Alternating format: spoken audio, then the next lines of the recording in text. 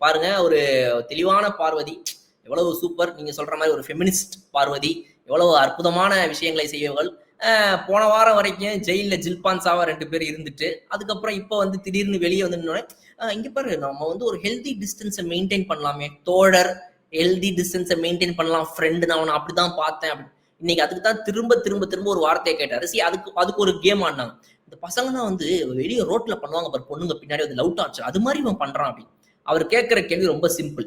இந்த love torture நீ என்னை லவ் பண்ணி தான் ஆகணும். நீ ஏன் என்னை விட்டுட்டு போன? அன்னைக்கு உனக்கு என்ன பிடிச்சிருந்துச்சுல, இன்னைக்கு உனக்கு எனக்கு பிடிச்சு தான் ஆகணும். நீ என்னை லவ் பண்ணி தான் ஆகணும். அப்படிலாம் சொல்லல.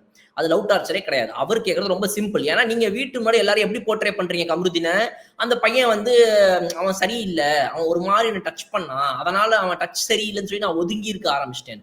அப்ப நீ ஃபேக்கு. நீ என் கூட வந்து இருந்ததெல்லாம் இன்னைக்கு வந்து அப்படியே டப்புன்னு மாத்துறன்னு தெரிஞ்சுட்டு அவர் பேசுறதே நீ பாட்டி ஒதுங்கி போயிட்டார். அதுலதான் இன்னைக்கு இவங்க 2 பேருக்குள்ள பிரச்சனை நடந்துச்சு.